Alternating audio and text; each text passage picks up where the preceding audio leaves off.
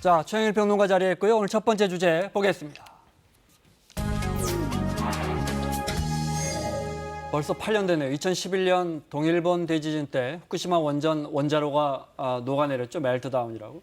지금도 그 이 원자로를 식히기 위해서 매일 뭐 수백 톤의 물을 주입하고 있는데 그 오염수, 방사능에 오염된 이 오염수 엄청나게 쌓여 있는데 이 100만 톤을 일본이 결국 태평양으로 방출할 것 같다라는 전망이 나옵니다. 그린피스 서울사무소의 장마리 캠페이너의 설명 들어보겠습니다. 어서 오십시오. 네, 안녕하세요. 네.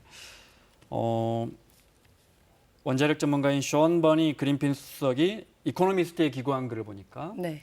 일본이 방사성 오염수 100만 톤 이상을 태평양에 방류할 계획이다. 네. 근거가 있을까요? 실제로 이 후쿠시마 원전의 오염수는 네. 사고 전부터도 문제가 상당히 되고 있는 상황이었습니다. 그래서 그린피스는 사고 직후부터 면밀한 조사를 진행을 해왔고요. 네. 특히 오염수와 관련해서는 일본 정부 산하의 삼중수소수 대책위원회라는 곳에서 네. 2013년부터 2016년까지 이 오염수를 어떻게 관리하고 폐기할 것인가에 대해 평가를 한 바 있고요. 네. 그때 당시 권고가 태평양에 오염수를 방출하는 것이 가장 신속하고 저렴한 방법이라고 전달된 바 있습니다. 네. 그러니까 일본 정부도 고민일 거 아닙니까? 하루가 뭐 계속해서 쌓이고 있을 테니까요. 그렇죠. 엄청난 양의 지금 오염수가. 저희가 논의를 하는 과정에도 오염수는 네. 지속하고 있죠. 증가하고 있죠. 네. 아직도 그때 녹아내린 원자로에 대해서는 네. 사람이 접근하지도 못하고 있는 거죠. 속수무책입니다. 네. 그 안에 로가 멜트다운, 붕괴가 네. 됐고요. 그래서 방사능이 다 유출된 네. 거고요. 그 안에는 연료봉이 있습니다. 네. 연료봉 손도 못 대고 있고 접근 못 하고 있죠. 제 기억에 그때 일부 그때도 뭐 제가 보도하면서 네. 보면 일부 원료봉들 이렇게 그 뭡니까 녹아내려가지고 밑으로 흘러내려 있고 흘러내리고 지하수랑 섞이고 그게 네. 해수로 흘러가고 그리고 지금 최소한 계속 로를 냉각시키기 위해서 물을 주입하는 것이 네. 저장 탱크에 쌓이고 있는 게 말씀하신 오염수인데 이게 지금 일주일에 올림픽 규격 경기장 수영 풀을 가득 채울 물이 쌓이고 있는 거예요. 네. 이게 한 달에 2,000톤에서 8,000톤 정도가 쌓이는 것으로 나오고 있고요. 지금 지난해 제 기억이 정확하다면 8월 30일에 관련 공청회가 열렸었습니다. 이제 92만 톤의 물을 방류할 것인가를 논의했는데 결론이 안 났어요. 그러니까 지금 100만 톤 좀 됐겠군요. 1년 지났으니까 지금 111만 톤. 네. 계산이 매우 정확합니다. 그러니까 네. 연간 한 10만 톤 내외가 계속 축적되고 있는데 네. 이제는 포화 상태다. 일본 정부가 결정을 해야 되는데 1년 전에도 유출을 시도했고 그때는 가로막혔고요. 올해 또다시 유출을 시도하는 건데 내년까지는 않을 것으로 보여지는 전망이라 지금 굉장히 여기에 대해서는 그린피스가 폭로한 게 유출 계획을 세우고 있다는 것 아니겠습니까? 여기에 대해서는 좀 국제적인 성토가 필요한 네. 상황입니다. 바다로 흘려보내지 않고 네. 뭐 땅에 어떻게 묻는다든지 뭐 땅은 정화력이 있으니까 네. 뭐 잘 몰라서 기술적으로 잘 몰라서 아니면 정화를 할 수 있는 방법은 없는 시나리오는 여러 가지예요. 지금 이게 제염을 할 수 있는 방법이 있어요. 네. 그러니까 기술적으로 제염한다. 이게 가장 안전한 방법이라고 돼 있는데 네. 두 가지 문제가 있습니다. 하나는 비용이 천문학적이다. 네. 두 번째는 실험을 시도했으나 제염에 실패했습니다. 일본 정부에서 이제 실패했다는 걸 실토했어요. 네. 그러니까 말씀하신 대로 땅에다가 묻거나 이것을 완전히 우리가 방패장처럼 유기하거나 아니면 이것을 제염하는 방식을 시도했으나 이것은 비용도 감당하기 어렵고 실험이 실패했다. 따라서 아까 말씀하신 대로 네. 거의 유일한 시나리오가 비용도 싸고 태평양 바다에 방류하는 것. 이것으로 지금 흘러가는 추세인 것 같습니다. 네, 정확히 설명해 주셨는데요. 네. 실제로 오염수를 관리하기 위해서 천문학적인 비용을 들여서 프랑스나 미국에 정화 기술을 도입을 했는데요. 네. 그리고 사실 지난 5년간 이 정화 처리가 정상적으로 되고 있다라고 거짓 정보로 계속 아, 그래요? 대외적으로 네. 알려왔죠. 하지만 말씀하신 것과 같이 작년 9월경 실제로 이 정화 처리가 전혀 방사성 오염도를 낮추는데 네. 기여하지 못하고 있다라고 인정한 바 있습니다. 네. 자, 이런 식이군요. 네. 벽을 세웠지만 네. 오염수는 계속해서 네. 지금 보관하고 있는 자료 그림들을 좀 보겠습니다. 네. 저게 네. 어느 신문을 봤더니 항공 화면으로 보니까 정말 어마어마한 양이 쌓여 있더군요. 네, 지금 보시는 것이 오염수가 저장되어 있는 물탱크인데요. 네. 지금 화면으로 보시면 저 크기가 참 짐작하기 어려우시겠지만 사람의 지금 키 높이와 비교해 보시면 그 규모가 굉장하다는 걸 아실 수 네. 있고요. 이미 원전 부지를 가득 채울 만큼 저장 탱크가 많이 밀집되어 있는 상황입니다. 네. 자, 누가 봐도 기술적으로 저걸 정수할 수 없다면 땅에 묻는다고 해도 뭐 땅이 어차피 오염될 그러니까 건 예, 지하수를 네. 통해서 다시 바다로 그러니까요. 흘러가게 그렇죠. 되죠. 네. 그럼 결국은 일본 정부가 선택할 수 있는 방법은 방류. 방류밖에 없을 네. 거고. 그러면 이제 시기를 조절하는 거, 네. 그다음에 얼마만큼씩 방류할 것이냐 이런 예. 것들 결정하는 이런 것만 남아 있는 게 아닐까. 사실 그렇지 않습니다. 그러니까 가장 중요한 게요. 네. 지금 저희가 이런 논의를 하고 국민 여러분이 여기 관심을 쏟아주시는 것이 너무나 중요한 이유가 그건데요. 방류를 할 방법밖에 없다. 그러니까 그 이후에 어떤 식으로 어떤 양을 방류할 것인가에 논의가 가기 전에 네. 우리는 방류를 막아야 하는 그렇죠. 것이죠. 이 해양의 방사성 오염 물질을 네. 방사성뿐만 아니라 어떤 폐기물도 자연 환경에 방출하는 것은 범죄 행위와 같습니다. 네. 그렇기 때문에 방류를 하지 못하도록 저희가 지금 이렇게 캠페인 활동을 하고 있는 것이죠. 네. 지금 그렇군요. 보시면은 네. 방류 계획이 나와 있어요. 지금 아까 111만 톤이라고 말씀드렸잖아요. 네. 저 물탱크가 1000여 개가 지금 원전 지역에 쌓여 있는데 또 쌓여가고 있는데 7년 4개월에 걸쳐서 한꺼번에 쏟아붓는 게 아니라 일정한 양을 정해서 네. 지속적으로 태평양에 흘려보내겠다라는 계획인 겁니다. 7년 4개월에 거쳐서 100만 톤이 넘는 111만 톤을. 네, 오염수를 지속적으로 흘려보내겠다는 건데 장마리 캠페이너 설명대로 우리가 그걸 논의하기 전에 이걸 막은 게 중요하다. 네, 그렇죠. 공감이 됩니다. 네. 실제로 111만 톤이라고 저희가 보고서에서 조사한 수치를 발표한 바 있는데요. 이건 네. 2018년도 12월 말 기준이고요. 매주 최소 2,000톤 그리고 최대 4,000톤 정도 지난 8개월 동안 늘었던 것을 감안하면 지금은 약 120만 톤 정도 그 이상 될 거로 예상하고 있고요. 네. 2030년이 됐을 때는 200만 톤까지 늘어날 그 이상 사실 늘어날 가능성이 굉장히 농후합니다. 네. 국민들 입장에서는 당연히 오염수가 위험할 거라는 건 짐작은 하지만 네. 그래도 어쨌든 태평양 쪽으로 흘러가니까 우리는 일본이라는 열도가 막고 있고 일본이 더 위험할 거 아니냐, 우리야 좀 안전하지 않겠느냐 이렇게 생각하시는 분들도 있을 것 같아요. 네. 네. 실제로 많은 걱정이 있으시겠죠. 네, 해류 흐림도가 지금 보여지고 있는데요. 네. 실제로 그 방사성 물질이 바다에서 해류를 타고 계속 돌아오기 때문에 네. 우리나라로도 실제로 후쿠시마 사고 이후에 방사성 물질이 다시 태평양에서부터 동해안 쪽으로 흘러와서 네. 동해안의 방사성 농도가 높아졌다, 세슘 농도가 높아졌다는 보고가 이미 네. 나온 바 있고요. 언론에도 노출된 바 있습니다.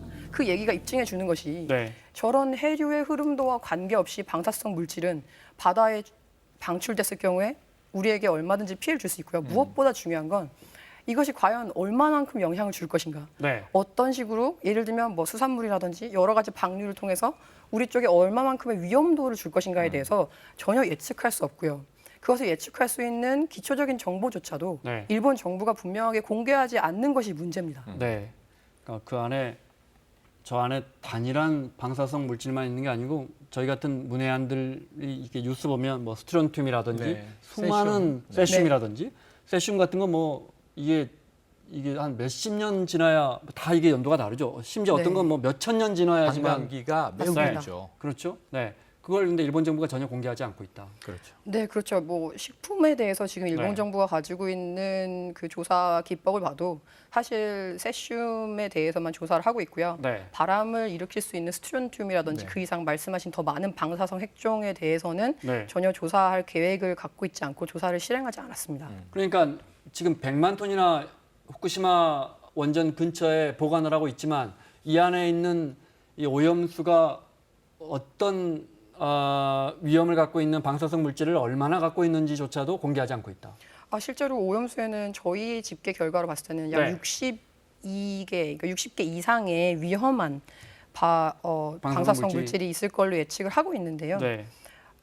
이 물질에 대해서 불과 한 개에서 2개 정도만 처리하는 기술을 적용하겠다고 얘기를 하는 상태인데 네. 그런데 문제는 아까 말씀드렸던 것처럼 이 방사성 물질에 대한 그러니까 오염도도 낮추지 못하고 있는 실정이라는 거죠.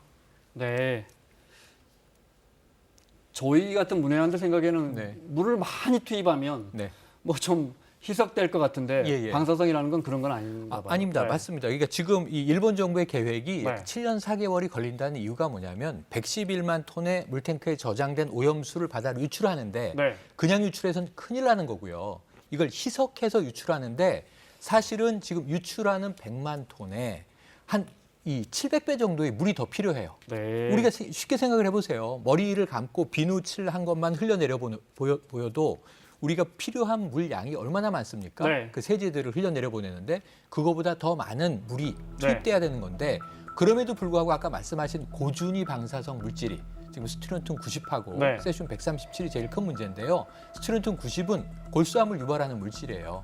근데 이게 지금 연간 허용된 기준치가 2,200억 베크렐인데 지금 이 안에 이 안에 포함되어 네. 있는 것은 10조에서 20조 베크렐로 지금 나오고 있단 말입니다. 네. 허용치의 100배 이상으로 지금 측정이 되는 거거든요. 근데 이것을 아무리 물로 희석한다 해도 흘려보냈을 때 어떤 역학적인 문제가 생기겠느냐. 그동안의 문제는 지하수를 통해서 막았는데 흘러나온 소량이 문제였어요.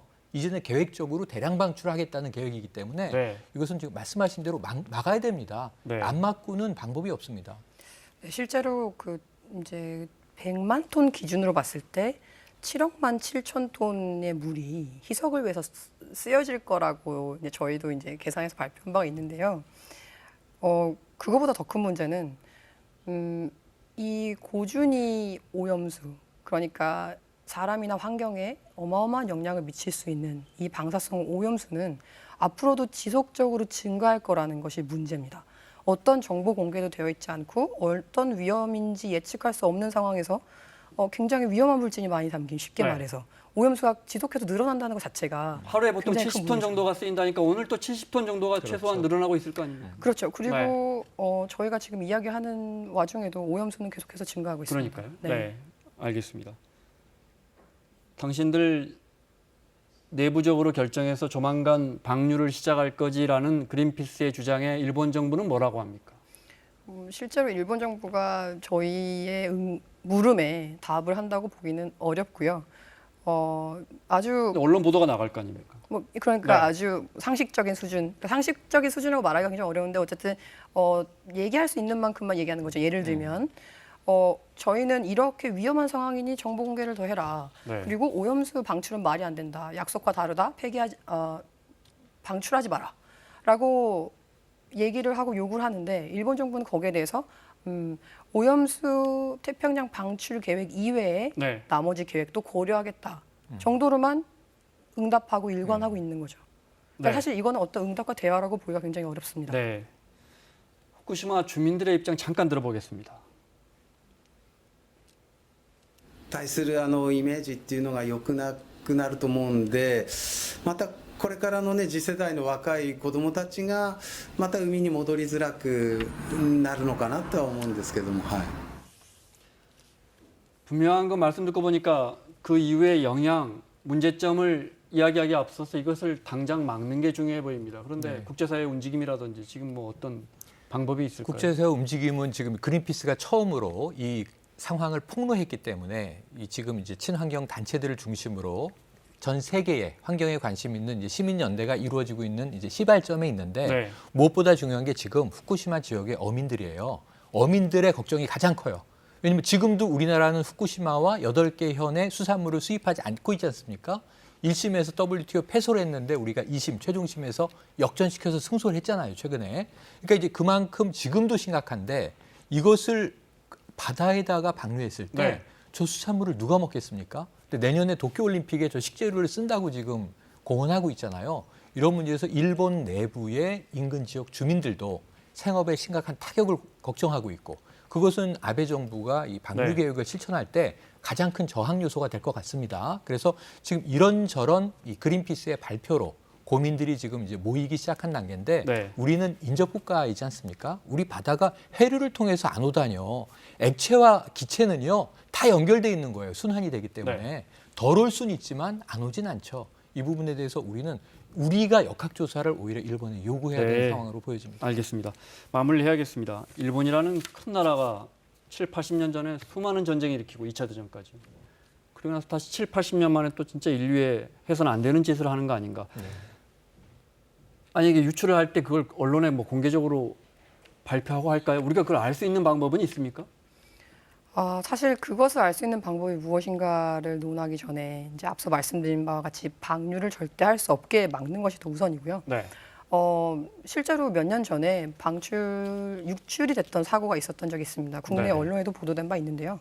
뭐 의도적이든 비의도적이든 관리 부실이나 여러 가지 이유로 일부 바다에 유출되는 것을 뭐 저희가 모두 다 감시하거나 바로 즉각 알 수는 없겠죠. 네. 그렇기 때문에 가장 근본적인 문제의 해결은 오염수 방출 계획을 막는 것입니다.